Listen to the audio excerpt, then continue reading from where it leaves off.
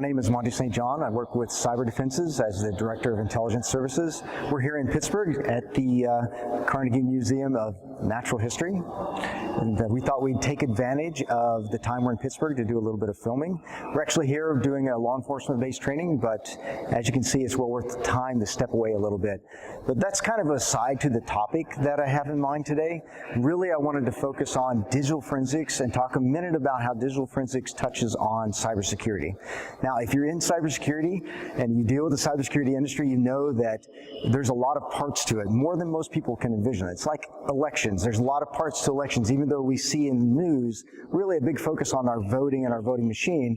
Like cybersecurity, a lot of times what you see in the news is really data breaches and problems with companies and incidents that have happened, and they affect us, so we pay attention to them. But it's a little bit broader than that.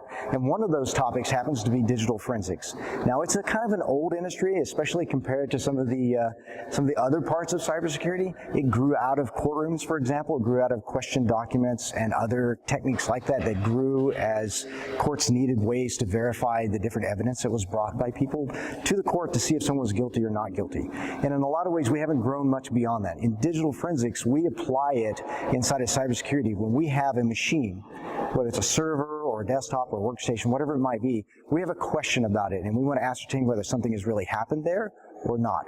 And so we use digital forensic technology and digital forensic techniques to go on that machine, take a complete copy of it, absolute 100% copy that we can verify using an algorithm called a hash. You can use an MD5 algorithm or a SHA-1 or any of the number of algorithms out there to say that the data that we've taken a copy of is exactly like the machine that we copied. And then we perform all our work on that machine. And we do that so we can preserve evidence properly. Because when you don't, you might contaminate the original evidence, and you never want to do that. So we always keep that in mind. So with digital forensics, we use that copy in order to find out the answers to the questions that we have.